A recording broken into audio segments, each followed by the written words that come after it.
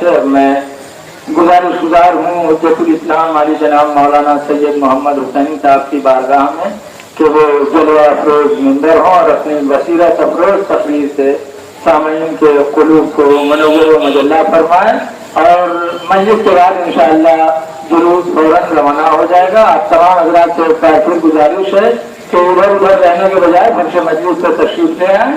مولانا جلوہ افروز ممبر ہونے جا رہے ہیں، بآواز بلند نعرہ صلوات سے استقبال فرمائیں آپ کرام۔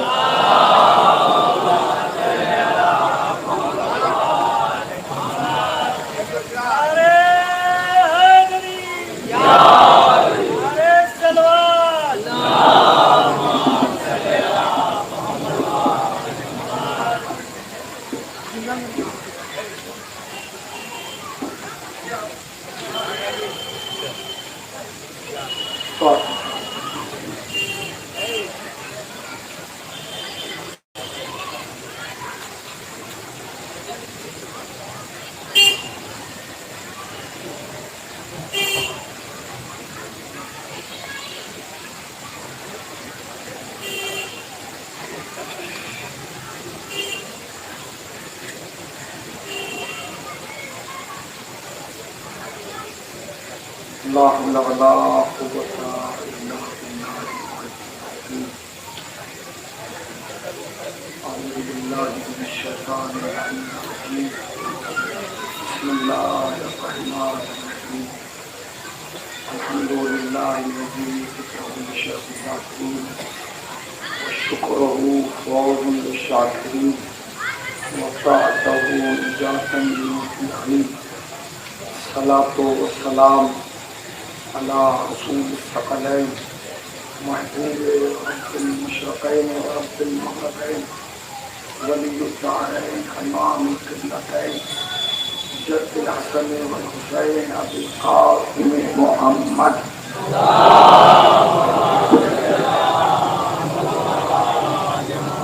أما بعد فقد قال الله سبحانه تبارك وتعالى وقوله الحق. بسم الله الرحمن الرحيم. فاسألوا أهل الذكر إن كنتم لا تعلمون. صلوات پڑھتے ہیں محمد وآلہ وسلم.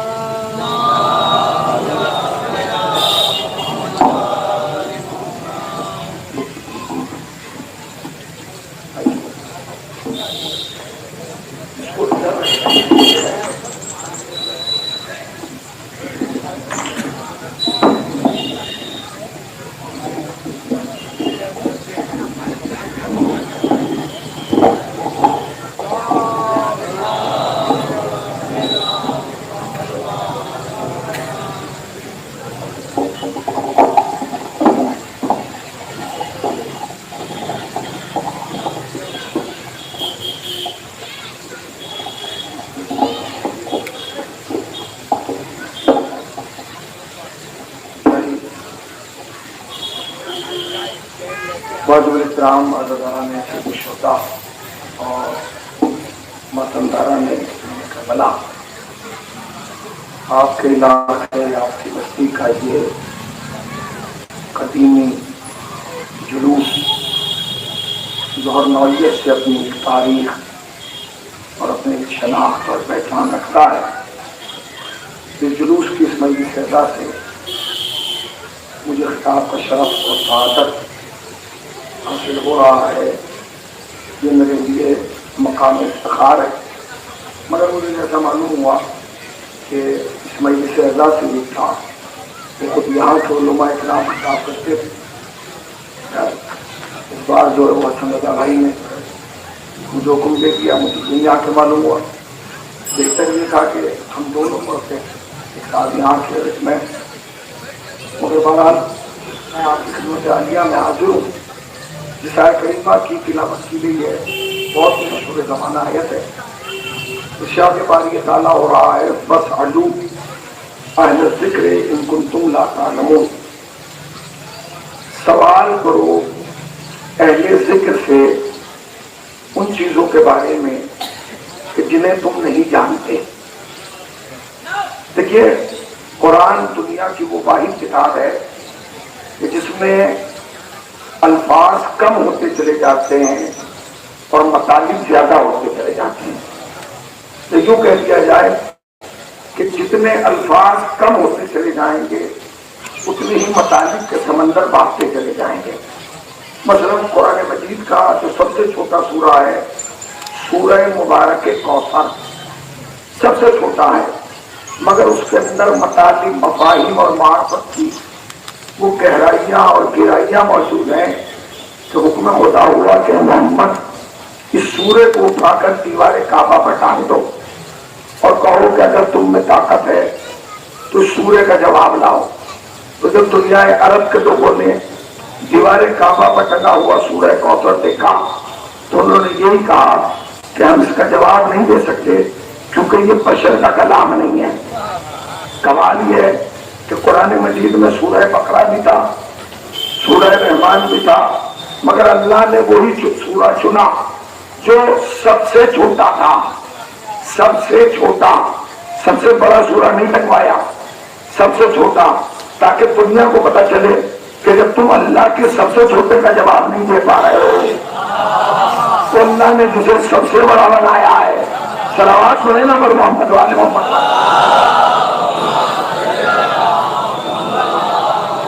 اس کا جواب نہیں دے رہے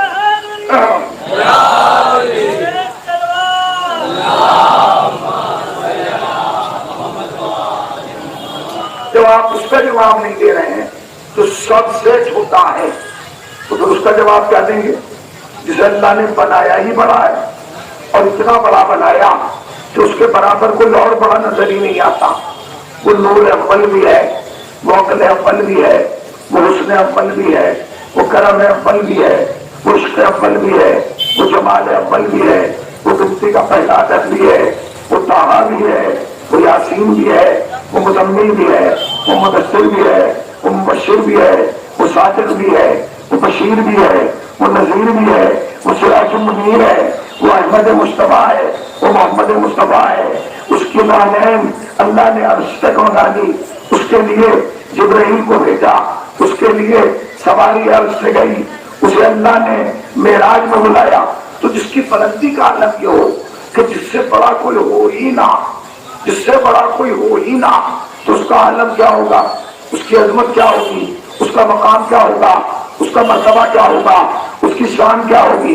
مگر وہ جتنی بھی بڑی شان والا تھا، مدینے میں ایک دروازہ ایسا تھا جس دروازے پر آ کر وہ بڑی شان والا روز کہتا تھا سلام ہو اے اہل بیت نبوت، تم پر سلام ہو، اے مادن رسالہ تم پر سلام ہو، تاکہ دنیا کو پتہ چل جائے کہ میں تو بڑا ہوں مگر جن کے دروازے پر میں سلام کر رہا ہوں میرے بعد علی بھی بڑے ہیں، حسن بھی بڑے ہیں، حسین بھی بڑے ہیں، سیدہ بھی بڑی ہے۔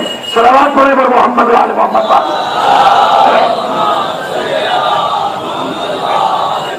تو تعارف جو کرایا جا رہا ہے وہ بڑے کا کرایا جا رہا ہے۔ اب یہ جو آیت کریمہ ہے جس کو میں نے تلاوت کیا، یہ آیت تو ایک ہے، اس آیت کے اندر 3 نقطے ہیں۔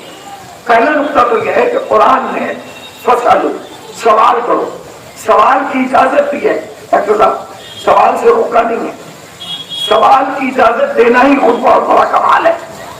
سمجھو ہمارے سوال کی اجازت دی ہے، سوال سے روکا نہیں ہے۔ جانتے کیوں؟ اس لیے کہ سوال سے وہاں روکا جاتا ہے جہاں جواب دینے کا حوصلہ نہ ہو، تو سوال سے وہیں روکا جاتا ہے جہاں اس بات کا ڈر ہو کہ ہم جواب دے پائیں گے کہ نہیں۔ مگر اسلام نے کیا کہا، قرآن نے کیا کہا، فَاسْأَلُوا، سوال کرو، ٹھیک ہے۔ تو پہلا جملہ ہے سوال کرنا، دوسرا کیا ہے، اہل ذکر سے کرو۔ قرآن نے آپ کو سوال کی اجازت تو دی ہے مگر یہ نہیں کہا کہ سب سے کرنا، ہر اہلا غیرہ نفسو غیرہ سے سوال کر لینا۔ قرآن نے کہا اہل ذکر سے کرنا۔ اب اگر آپ جاگ رہے ہیں تو میں لفظ کہہ رہا ہوں، گرمی کا اثر اس لفظ پہ نہیں ہونا چاہیے، میری آواز متاثر ہے، میری صحت بھی متاثر ہے، مگر میں چاہوں گا کہ لفظ آپ تک پہنچ جائے۔ قرآن نے کہا سوال کرنا تو اہل ذکر سے کرنا۔ اس کا مطلب یہ ہے کہ جب بھی سوال کرنا اہل سے کرنا، نہ اہل سے نہ کرنا، اہل سے کرنا نہ اہل سے نہ کرنا۔ اس لیے کہ نہ اہل سے سوال کرنا سوال کی بھی توہین ہے اور سائل کی بھی توہین ہے۔ تو پہلے سوال کرنا، دوسرے اہل ذکر سے کرنا۔ اس لیے ان کنتم لا تعلمون، سوال اس چیز کے بارے میں کرنا جسے تم نہیں جانتے۔ سوال کس چیز کے بارے میں کرنا ہے؟ جسے تم نہیں جانتے۔ قرآن مزاج کے قریب آ گیا، سماج کے قریب آ گیا۔ یہ نہیں کہا کہ جو دل میں چاہے سوال کر لینا، جو ذہن میں آئے سوال کر لینا، شرط لگائی ان کنتم لا تعلمون، اس چیز کے بارے میں کرنا جسے تم نہیں جانتے۔ اس کا مطلب یہ ہے کہ قرآن کہنا یہ چاہتا ہے کہ انسان جب بھی سوال کرنا اپنا علم بڑھانے کے لیے کرنا، دوسرے کا علم ناپنے کے لیے نہ کرنا۔ صلوات ہے محمد وعلی محمد۔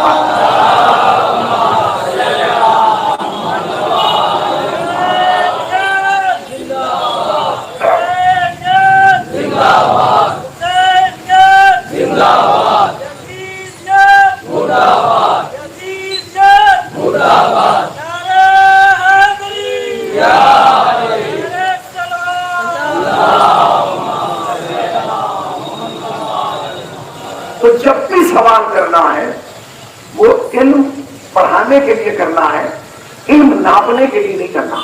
ہم اور آپ جس سماج میں ہیں، اس سماج میں سوال تو ہوتے ہیں مگر علم پڑھانے کے لیے نہیں ہوتا، علم ناپنے کے لیے ہوتا ہے، تاکہ علم ناپ لیا جائے کہ اس کا علم کہاں تک ہے۔ مگر قرآن نے کیا کہا؟ علم پڑھانے کے لیے کرنا، علم ناپنے کے لیے نہ کرنا۔ ان کنتم لا تعلمون، اس چیز کے بارے میں کرنا جسے تم نہیں جانتے۔ دیکھیے ہم اور آپ بیٹھے ہیں 2022 میں، پہلے تو ہمیں یہ طے کرنا ہوگا کہ وہ کون سی چیز ہے جسے ہم نہیں جانتے۔ کوئی ہے کہ کون سی چیز ہے جسے آپ نہیں جانتے؟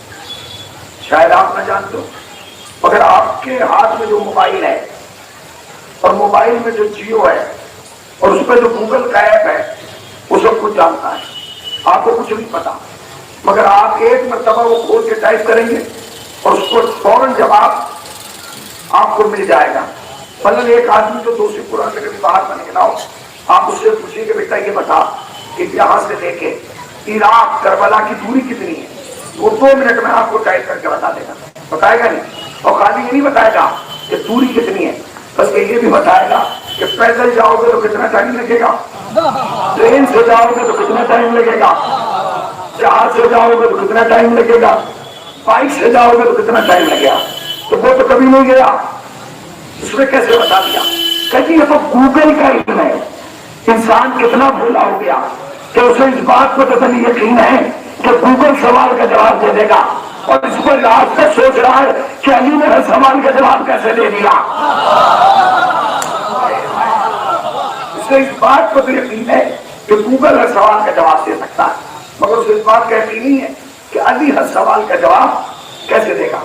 تو کون سی ایسی چیز ہے جسے ہم نہیں جانتے؟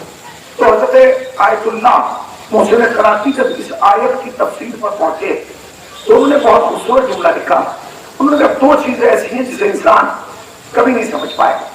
کہ کون سی؟ کہ پہلی چیز کا نام ہے قرآن، قرآن کی حقیقت، قرآن کی اصلیت، قرآن کی گہرائی، قرآن کے مفہوم، قرآن کے مطالب کو کوئی نہیں سمجھ سکتا۔ انسان روز قرآن پڑھتا ہے، ایک آیت کو اگر روز پڑھے گا تو روز نہ کوئی نیا نقطہ نکل کے سامنے آ جائے گا۔ ایسا اگر ہم لوگ قرآن کو سمجھ جاتے تو دنیا کے سوال کے جواب سمجھ جاتے، کیونکہ قرآن اعلان کر چکا کہ اس کے اندر ہر خشک و تر کا علم موجود ہے۔ تو اگر خشک و تر کا علم موجود ہے تو اس کا مطلب یہ ہے کہ قیامت تک کے مسائل کا حل موجود ہے، مگر ہمیں کیوں نہیں ملا؟ تو اس میں قرآن کی خطا نہیں ہے، خطا ہماری ہے کہ ہم اس تک پہنچے نہیں۔ اس کے پاس تو ہے مگر ہم اس تک پہنچے نہیں، ہمارے پہنچنے کی کمی ہے۔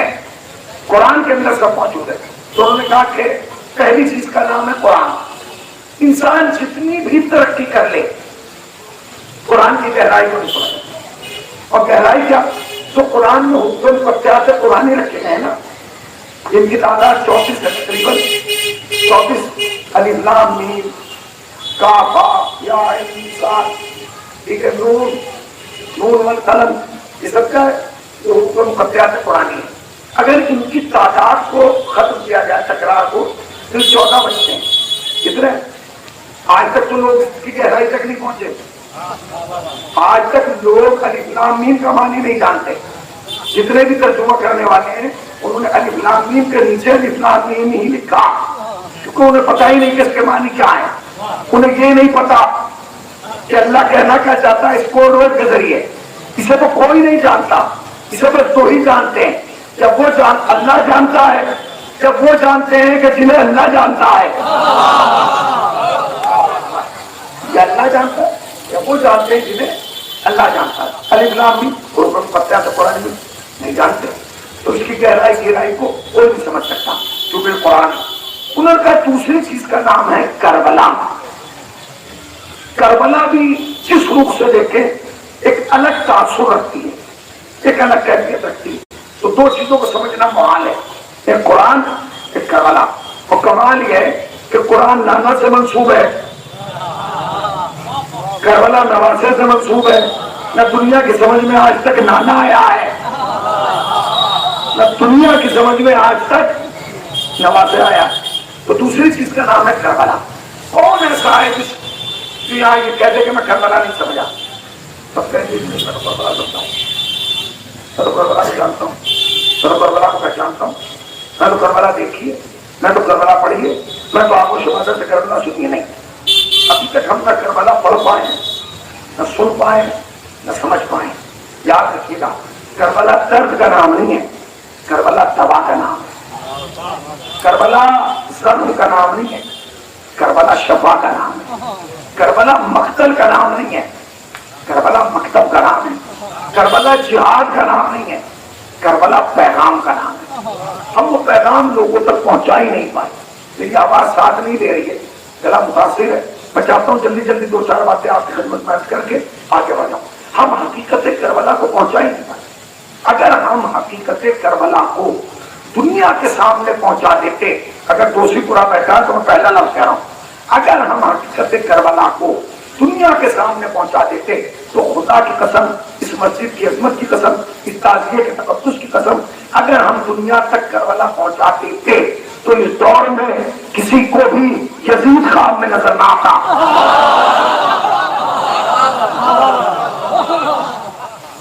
یزید کا خواب میں نظر آنا اس بات کی دلیل ہے کہ ہم لوگوں کو بتا ہی نہیں پائے کہ کربلا میں ہوا کیا. کربلا میں حسین کس کے سامنے آئے؟ یزید کے سامنے. اس کا مطلب یہ کہ ہم لوگوں تک یزید پہنچا ہی نہیں پائے. یزید کون ہے، اس کی حقیقت کیا ہے، اس کی اصلیت کیا ہے. اگر ہم یزید پہنچا دیتے کہ یزید کون تھا تو خالی آج آپ لعنت نہ کرتے، خالی مسلمان لعنت نہ کرتا، ہر انسان یزید پر لعنت کرتا. اس لیے کہ کربلا میں یزید خالی اسلام کا دشمن بن کر نہیں آیا تھا، انسانیت کا دشمن بن کے آیا تھا. خود بتائیے اگر ہم پہنچا دیتے تو کیا کسی کو خواب میں یزید نظر آتا؟ نہیں آتا. ہم سوچتے ہیں کہ یزید رسول خدا کے پورے 50 برس کے بعد منبر پر آیا. اس میں آنے کے بعد کچھ چیزیں بیان کی. اگر وہ آپ کے حلق سے اترے تو قبول کر لیجیے گا، ورنہ واپس کر کے لعنت بھیج دیجیے گا یزید پر. یزید نے منبر پر بیٹھ کے کہا کوئی نبی نہیں آیا، یعنی نبی کی نبوت کا انکار. کوئی نبی نہیں آیا، کوئی رسول نہیں آیا، کوئی جبرائیل نہیں آیا، کوئی وحی نہیں آئی. یہ بنی ہاشم کا ایک ڈھونگ تھا کہ جو انہوں نے حکومت اور اقتدار کے لیے رچا. بات ختم ہو گئی، بات ختم ہو گئی. کیا کہا؟ کوئی نبی نہیں آیا، کوئی قرآن نہیں آیا، کوئی وحی نہیں آئی، کوئی جبرائیل نہیں آیا. یہ بنی ہاشم کا ایک ڈھونگ تھا کہ جو اس نے حکومت اور اقتدار کے لیے حاصل کیا. یہ تھا اسلام پہ حملہ، یہ تھا یزید کا اس پہ حملہ. زور سے بولے، میں ممبر کو اونچا سنتا ہوں. اسلام پہ بھائی ایک آدمی ممبر پہ بیٹھ کے کہہ رہا ہے کوئی نبی نہیں آیا، اس کے اندر ضرورت ہے، کوئی رسول نہیں آیا، کوئی وحی نہیں آئی، کوئی کتاب نہیں آئی، کوئی قرآن نہیں آیا، یہ بنی ہاشم کا ایک ڈھونگ تھا جنہوں نے حکومت اور اقتدار کے لیے رچا تھا، ٹھیک ہے، وہ یاد نہیں ہوتا، یہ تھا اسلام پہ حملہ۔ اب انسانیت پہ حملہ دیکھیے، یزید نے ممبر پہ بیٹھ کے کہا کوئی ماں ماں نہیں ہے، کوئی بہن بھی نہیں ہے، کوئی پھوپھی بھی نہیں ہے، کوئی خالہ نہیں ہے، عورت صرف ایک عورت ہے۔ یعنی یزید بتانا یہ چاہتا تھا سماج کو، جس سماج میں وہ رہتا تھا، کہ بیوی میں اور ماں میں کوئی فرق نہیں ہے، جیسی بیوی ہے ویسی ہی ماں ہے، جیسی بیوی ہے ویسی پھوپھی ہے، جیسی بیوی ہے ویسی خالہ ہے، جیسی بیوی ہے ویسی بھانجی ہے، جیسی بیوی ہے ویسی بھتیجی ہے، جیسی بیوی ہے ویسی دودھ پلانے والی دائی ہے۔ عورت صرف ایک عورت ہے۔ یہ سوچ جو ہے نا، یہ جو میں نے آپ کو بتائی، یہ انسانیت کی سوچ نہیں ہے، یہ جانور کی سوچ ہے، یہ درندے کی سوچ ہے، یہ حیوان کی سوچ ہے، یہ بلی اور کتے کی سوچ ہے۔ جب بلی یا کتا اپنے جن سے مخالف کو دیکھتا ہے تو صرف جن سے مخالف دیکھتا ہے، مگر جب ایک انسان کسی عورت کو دیکھتا ہے تو خالی عورت کو نہیں دیکھتا، جہاں عورت کو دیکھتا ہے وہیں رشتوں کو بھی دیکھتا ہے، کسی کی ماں ہے، کسی کی بہن ہے، کسی کی پھوپھی ہے، کسی کی خالہ ہے۔ آپ نے غور ہی نہیں کیا، میں تو کلیئر کہہ گیا کہ جانور کون ہے اور انسان کون ہے، جانور کون ہے اور انسان کون ہے۔ یہ کسی کی رشتوں کا احترام نہیں کرتے۔ ایسے یزید نے یہ انکار کیوں کیا؟ کیونکہ یزید یہ کہہ چکا تھا کہ کوئی جبرائیل نہیں آیا۔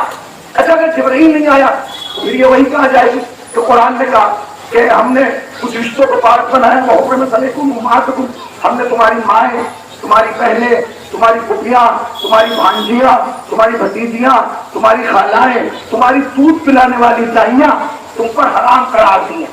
مطلب کیا؟ قرآن نے کہا ماں سے شادی نہیں ہو سکتی، بہن سے شادی نہیں ہو سکتی، پھوپھی سے شادی نہیں ہو سکتی، خالہ سے شادی نہیں ہو سکتی، بھانجی بھتیجی سے شادی نہیں ہو سکتی۔ حد یہ ہے کہ جس عورت نے تمہیں دودھ پلایا ہے اس دائی سے بھی شادی نہیں ہو سکتی۔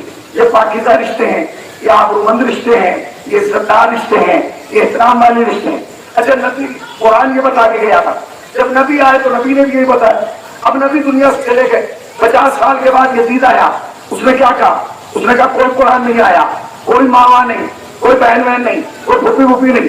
یزید کے اندر اتنی شہرت کہاں سے آ گئی کہ وہ ممبر پہ بیٹھ کے مجمع میں کہہ رہا تھا کوئی ماں نہیں، کوئی بہن بہن نہیں۔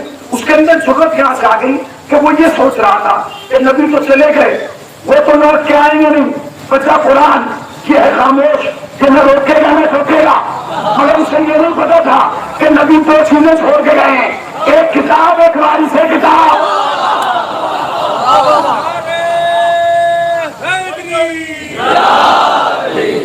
ایک کتاب، ایک وارث کتاب۔ حسین وارث کتاب کی صورت میں زندہ تھے۔ کیسے یزید نے کہا کوئی ماں نہیں، کوئی بہن نہیں، کوئی پھوپھی نہیں، کوئی خالہ نہیں، حسین کھڑے ہوئے اور حسین نے دو جملے کہے۔ حسین نے کہا یزید سن، حلال محمدی قیامت تک حلال ہے، حرام محمدی قیامت تک حرام ہے۔ یعنی جو محمد جو نبی حلال کر کے گیا ہے وہ قیامت تک حلال رہے گا، جو حرام کر کے گیا ہے وہ قیامت تک حرام رہے گا۔ یزید کیا کہہ رہا تھا؟ کوئی ماں نہیں، کوئی بہن نہیں، کوئی پھوپھی نہیں۔ حسین نے کہا کیا؟ حلال محمدی قیامت تک حلال ہے، حرام محمدی قیامت تک حرام ہے۔ اس کا مطلب یہ ہے کہ ماں قیامت تک ماں ہے، بہن قیامت تک بہن ہے، پھوپھی قیامت تک پھوپھی ہے، خالہ قیامت تک خالہ ہے، بھانجی قیامت تک بھانجی ہے، بھتیجی قیامت تک بھتیجی ہے۔ آپ نے غور ہی نہیں کیا، میں تو مکمل میں مس کر چکا۔ یزید کیا کہہ رہا تھا؟ کوئی ماں نہیں، کوئی بہن نہیں، کوئی پھوپھی نہیں، کوئی خالہ نہیں، کوئی بھانجی نہیں، کوئی بھتیجی نہیں۔ حسین کیا کہہ رہے تھے؟ ماں قیامت تک ماں ہے، بہن قیامت تک بہن ہے، پھوپھی قیامت تک پھوپھی ہے۔ اب دونوں کی سوچ سمجھ میں آ گئی نا۔ حسین کیا چاہتے تھے؟ یزید کیا چاہتا تھا؟ آج کے بعد ناراض نہ ہونا، کیوں چھوٹا نہ کرنا کہ بھلا حسین کو نہیں مانتا، بھلا حسین کو نہیں مانتا، بھلا حسین کو نہیں مانتا۔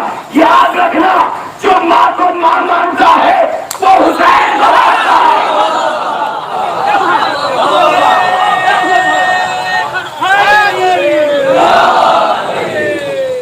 جو ماں کو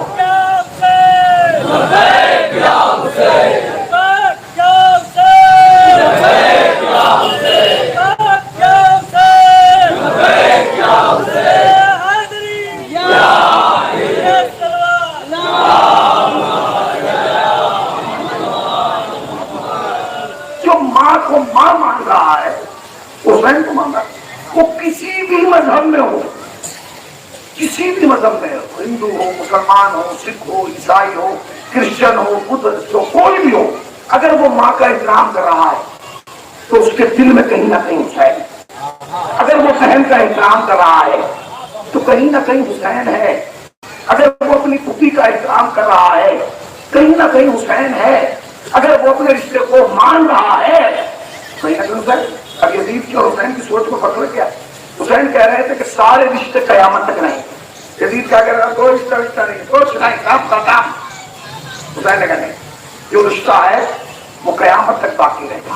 اب بعض لوگوں کی چونکہ چھوٹا دماغ ہوتا تو وہ یہ سوچنے لگے کہ حسین تو علم لدنی کے وارث تھے، حسین نے تو زبان رسالت سوچی تھی، حسین تو ہر چیز سے واقف تھے، حسین تو سب کچھ جانتے تھے، کیا ضرورت تھی حسین کو کہ حسین کے شرابات سنا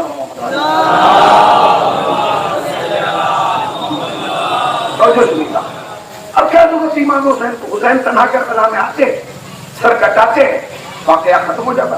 کیونکہ حسین کو معلوم تھا کہ میرا سر کٹنا ہے، سر و تن میں جدائی ہونا ہے، پھر شام میں غریبہ آنا ہے، پھر بیویوں کے سر سے چادر چھلنا ہے، پھر اسیر ہونا ہے، پھر قبیلہ ایسے تیار میں تیار۔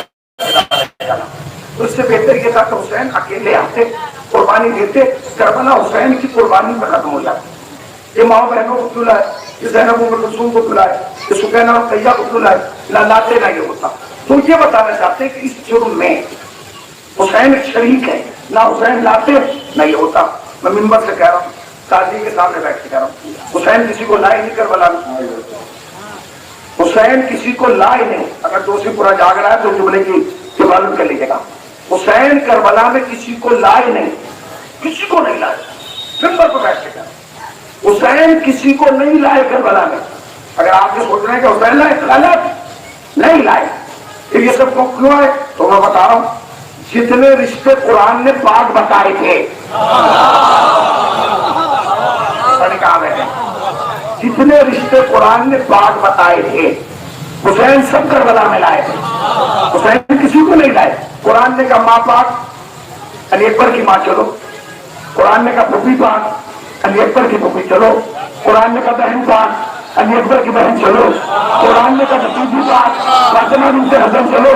قرآن بلاتا رہا، حسین لاتا رہا، تاکہ پتہ چل جائے کہ فاطمہ کے گھر کی بیٹیاں کربلا میں رشتہ دار بن کر نہیں آئی، شریعت کی ذمہ دار بن کر آئی ہیں۔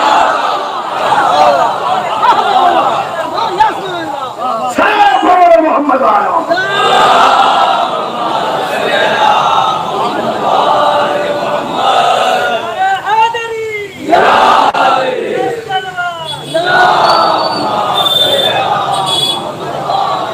تو پہلا کام یزید نے کیا کیا؟ یزید سماج کو ختم کرنا چاہتا، معاشرے کو ختم کرنا۔ یزید کہہ رہا تھا کوئی ماما نہیں ہے، کوئی بہن بہن نہیں ہے، کوئی پھوپھی نہیں۔ ٹھیک ہے، چلیے میں آپ سے ایک سوال کر رہا ہوں، اگر آپ کو پتہ چل جائے کہ آپ کے محلے میں ایک آدمی اپنا کمرہ بند کر کے شراب پی رہا ہے، آپ کو پتہ چل جائے کہ وہ شراب پی رہا ہے، آپ کا تاثر کیا ہوگا؟ آپ کی سوچ کیا ہوگی اس کے لیے؟ بہت گھٹیا آدمی شراب پی رہا ہے، کیونکہ شراب کو کسی سماج نے اچھا کہا ہی نہیں، یعنی کہاں رہتے ہیں آئے آئے۔ کمال تو یہ کہ حسین جو کربلا میں کہہ کے گئے نا وہ آج تک چل رہا ہے۔ حسین نے کہا شراب برا ہے، قیامت تک بری جائے گی۔ حسین نے کہا جھوٹ بولنا برا ہے، برا رہے گا۔ تو جو حسین کہہ کے گئے وہ رہے گا۔ ایک آدمی اپنے گھر میں کمرہ بند کر کے شراب پی رہا، آپ اسے کیا کہیں؟ بولیے بولیے کیا کہیں؟ گھٹیا، خبیث، خلیل، ملعون، شراب پی رہا، اپنے گھر میں پی رہا ہے، اپنے پیسوں کی پی رہا ہے، پیسہ اس کا، گھر اس کا، کرسی اس کی، گلا اس کا، پینے والا ہو، پھر بھی آپ مخالفت کریں۔ اچھا وہ اپنے گھر میں دروازہ کھول کے پینے لگے، گھر اس کا، دروازہ اس کا، گلا اس کا، گلاس اس کا، شراب اس کی، پھر بھی آپ احتجاج کر رہے ہیں۔ اچھا وہ کچھ دنوں کے بعد کمرے سے نکل کے برآمدے میں بیٹھ کے پینے لگے، پھر آپ کی لعنت میں اور شدت بڑھ جائے گی۔ میں بہت کر کیا، پہلے تو کمرے میں بیٹھ کے پیتا تھا، اب ذہن میں بیٹھ کے پینے لگا۔ ذہن اس کا واقع ہے، یہ آپ پینے دیتے کہیں نہیں، کیونکہ شراب پی رہا۔ ٹھیک ہے، کوئی بات نہیں۔ اچھا اس نے تھوڑی ضرورت اور کی، بیٹھک میں جا کے پینے لگا، اپنے گھر کی بیٹھک میں، مگر دروازہ بند کر کے پیا۔ اب آپ بتائیے بھائی صاحب کیا کرتا تھا. ایسے ایک دن اس نے ہمت کی پہاڑ کا بیٹھک کا دروازہ کھول دیا اور پی رہا. اب تک تو لعنت اندر سے ہو رہی تھی, اب تو سڑک سے گزرے گا وہ بھی دیکھ کے کہہ گا اب بےحودہ آدمی ہے, جب تو شراب پی رہا ہے. دوسرے اپنے بیٹھک میں دروازہ کھول کے پی رہا ہے. دروازہ اس کا بیٹھک اس کی گھر اس کا پینے والا وہ تمہارے کیا کرتے ہیں. اچھا اس نے اور ہمت کی, ایک دن بیٹھک سے باہر نکل کے چبوترے پہ بیٹھ کے پینے لگا. اب لعنت میں اور اضافہ ہو جائے گا. اچھا اب تک کیا ہو رہا ہے کہ محلے کے لوگ لعنت لے گئے. اچھا ایک دن وہ آیا اور شہر کے چوراہے پہ بیچ بیٹھ کے پینے لگا. اب کیا ہوگا, پرشاسن اس کے خلاف ہوگا, ہٹاؤ سے بھگاؤ سے, اس لیے یہ غلط کام کر رہا. اچھے لوگ اس کے خلاف, عورتیں اس کے خلاف, چلنے والے اب یہ نہیں دیکھیں گے ہے کون, مگر لعنت سب کریں گے کہ یہ کیوں ہے, یہ کیوں کر رہا. اس کا مطلب یہ ہے کہ اچھے سماج کی پہچان یہ ہے, اچھے سماج کی پہچان یہ ہے, شریف سماج کی پہچان یہ ہے کہ ایک گھر میں شراب پیتے ہوئے کوئی برداشت نہیں کرتے, محلے میں شراب پیتے ہوئے کوئی برداشت نہیں کرتے.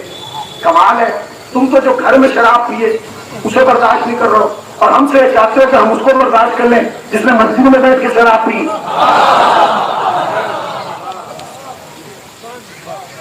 کتنا بیان کیا, شریعت کو کیسے پامال کیا گیا, دین کو کیسے پامال کیا گیا, احکام الہی کو کیسے پامال کیا گیا. ایک دن میں کربلا نہیں, وقت لگا کی تدریج.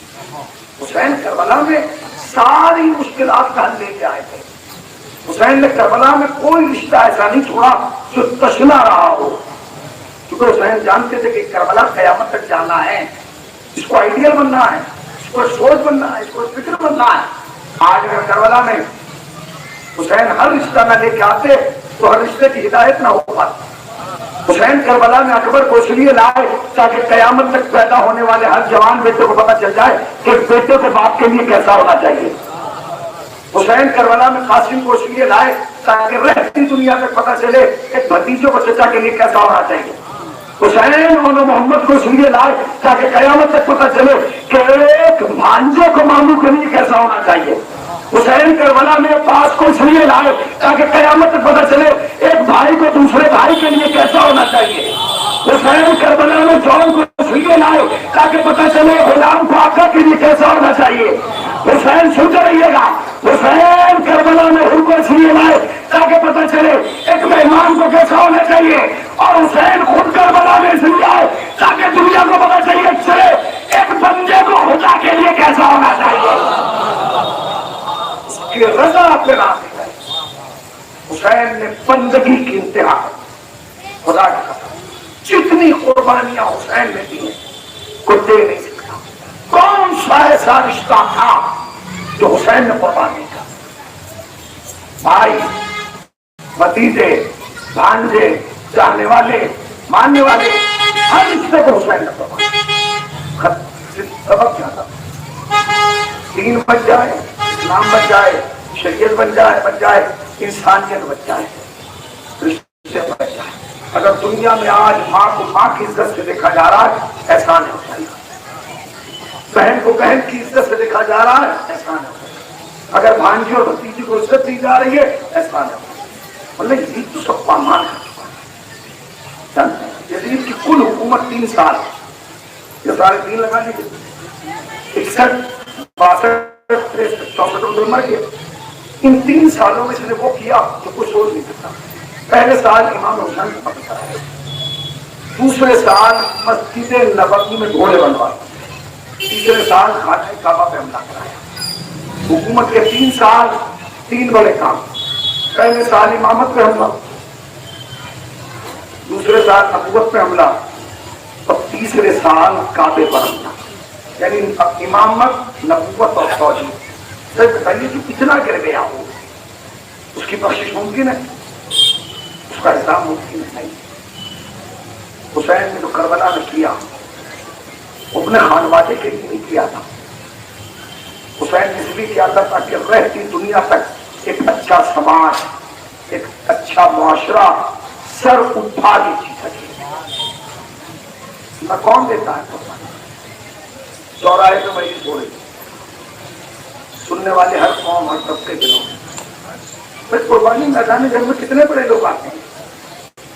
صحیح ہے، اگر یہاں خدا نہ خاصہ کوئی حادثہ ہو جائے کون آئے گا؟ جوان بچوں کو نہیں بھیجیں۔ اچھا اگر بچے بھیجے تو کتنے بڑے بچے باہر نکلیں گے؟ 13 سال 14 سال میں کربلا میں وہ بچہ بھی شہید ہوا جو اپنے پاؤں میں نہیں چل سکتا، اس کی عمر سالوں میں نہیں تھی، مہینوں میں تھی۔ دنیا کا کوئی ایک مقتل ایک میدان دکھائے جہاں 6 مہینے کے بچے کو کسی نے مارا، نہیں مارا۔ واحد ہے مقتل کربلا، میدان کربلا، جہاں یزید کی جانب سے جب حملہ ہوا تو یہ نہیں دیکھا گیا کہ کسے مارا جا رہا۔ حسین کے 6 مہینے کا بچہ 3 دن کا بھوکا پیاسا تھا۔ اچھا خالی بچہ نہیں، جتنے لوگ حسین کے لشکر میں تھے سب 3 دن کے بھوکے پیاسے تھے۔ 6 مہینے کا بچہ کتنی بھوک برداشت کر سکتا ہے؟ ایک لمحہ آیا کہ محسوس ہوا کہ اگر اصغر کو پانی نہ پلایا گیا تو اصغر دم توڑ دیں گے۔ حسین نے اصغر کو اٹھایا، 6 مہینے کا بچہ ہے نا، ابا کے دامن میں چھپایا، تو چھپانے کے بعد میدان کربلا میں لے آئے اور فوج یزید سے مخاطب ہو کے کہا کہ اگر تمہاری نگاہ میں مجرم ہوں تو یہ بچہ تو مجرم نہیں ہے، اس کی کیا خطا ہے، اسے پانی پلا دو۔ تو فوج شیعہ نے کہا کہ اے حسین تم اس بچے کے ذریعے خود پانی پینا چاہتے ہو؟ حسین نے کہا نہیں، بچے کو زمین کربلا پہ لٹا دیا اور کہا تم حجت خدا کے بیٹے ہو، اپنی حجت پوری کر لو۔ علی اصغر نے سوکھی ہوئی زبان سوکھے ہوئے ہونٹوں پر پھیری، زبان کا پھیرنا تھا۔ فوج شیعہ منہ پھیر پھیر کے رونے لگا۔ کسی نے آواز دی آئینہ آئینہ حرملہ، حرملہ کہاں ہو؟ حسین کے کلام کو پتہ کر لو۔ حرملہ اس زمانے کا سب سے بڑا تیر انداز تھا، اس سے سب بڑا تیر انداز عرب میں نہیں پایا جاتا، اس کا نشانہ کبھی چوکا نہیں۔ وہ آیا، اس نے آنے کے بعد 3 بھال والا تیر جو زمانے میں شکار میں استعمال کیا جاتا تھا، ہرن کو مارنے کے لیے، جانوروں کو مارنے کے لیے لوگ استعمال کرتے تھے، وہ چلے کمان میں جوڑا اور جوڑنے کے بعد تیر چلایا، تیر چلا مگر تھرتھرا کے گر گیا، دوبارہ چلایا پھر تھرتھرا کے گر گیا۔ کسی نے کہا حرملہ جب ہم سے کوئی پوچھتا تھا کہ تمہارے پاس سب سے بڑا تیر انداز کون ہے تم تیرا نام لیتے تھے، آج کیا ہو رہا ہے؟ اس نے کہا جب میں دیکھ رہا ہوں وہ تو نہیں دیکھ رہا، جب میں نے پہلا تیر چلایا جنت سے رسول اللہ آ گئے اور آپ کے کہا حرملہ یہ بتا میرے بچے نے تیرا کیا بگاڑا ہے؟ جب میں نے دوسری مرتبہ تیر چلایا فاطمہ الزہرا آ گئی، حرملہ میرے بچے نے تیرا کیا بگاڑا؟ تیر چلا 3 بھال کا تیر، 6 مہینے کے بچے کا گلا دیکھا ہے آپ نے؟ اور 3 بھال کا تیر، تیر گلے پہ لگا اور لگنے کے بعد باپ کے بازو میں پھر وقت ہو گیا، بچہ باپ کے ہاتھوں پر منقلب ہو گیا، مڑا اور اپنی بے زبانی سے خیمے کی طرف دیکھ کے کہنے لگا اماں معاف کر دینا، گلا چھوٹا تھا تیر بڑا تھا۔ اماں کیا کروں، گلا چھوٹا تھا تیر بڑا تھا۔ کربلا کے مواہی شہید ہے کہ جو عمر کے اعتبار سے کم ہے، مگر شہادت میں دیکھیں تو یہ 3 مرتبہ شہید کیا گیا۔ یہ شہادت تو تم نے سن لی نا، تیر کے ذریعے شہادت ہوئی، تیر لگا شہادت ہو گئی۔ حسین لانے کے بعد اصغر کو خیمے کی پشت پر دفن کر دیا۔ جب شام میں غریبہ آئی نا تو کسی نے کہا سر دنوں کتنے ہوئے ہیں؟ تو پتا چلا سر 71 تھے۔ اس نے کہا شہید تو 72 ہوئے تھے، کیوں 71 سر کیوں ہیں؟ کہ ایک کو حسین نے دفن کر دیا۔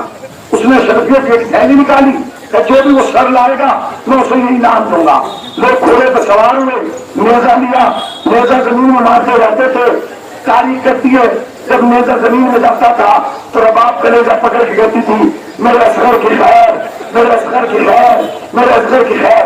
نیزہ زمین میں جاتا رہا، خالی آتا رہا، نیزہ زمین میں جاتا رہا، خالی آتا رہا، مگر ایک بار جب نیزہ زمین میں گیا خالی نہیں آیا، نیزے میں الجھ کے ننے سے اصغر کی ماں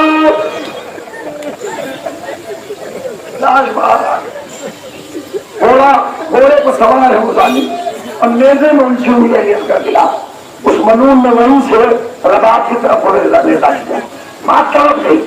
घोड़े सोचा कभी देखेगा मेरी तरफ तो देख या तो मेरे को मैं इस तरह क्या नेज़े में भी इसका तलाशा उतरा, नेज़े से निकाला और निकाल के जमीन पर लिटा दिया। 6 महीने का बच्चा है, पहले तीर से जाता थी फिर उसके बाद नेज़ा लगा। अच्छा मैं आपसे पूछ रहा हूँ 6 महीने के बच्चे का सीना कितना बड़ा होता है? कितना बड़ा होता है भाई? 6 महीने के बच्चे का सीना कितना बड़ा, कितना बड़ा होता है ना। उस 6 महीने के बच्चे के तीर भी लग गया, उस 6 महीने के बच्चे के नेज़ा भी लग गया। अब वो लिटा दिया उसने जनाब वो खड़ा होकर जनाब इसको देखा, सामने से इसकर की मां बाप की देख रही और दुआ कर रही, या अल्लाह मेरे बच्चे की खैर, या अल्लाह मेरे बच्चे की खैर, या अल्लाह मेरे बच्चे की खैर। उन्होंने बयान करते हैं वो जान आगे बढ़ा। पढ़ने के बाद उसने अपना खंजर निकाला और निकालने के बाद अली असगर की जुल्फे को पकड़ा और पकड़ने के बाद अपने घुटने अली असगर के सीने पर रखा और रखने के बाद खंजर चलाया। मां तड़प गई, ए मेरे लाल।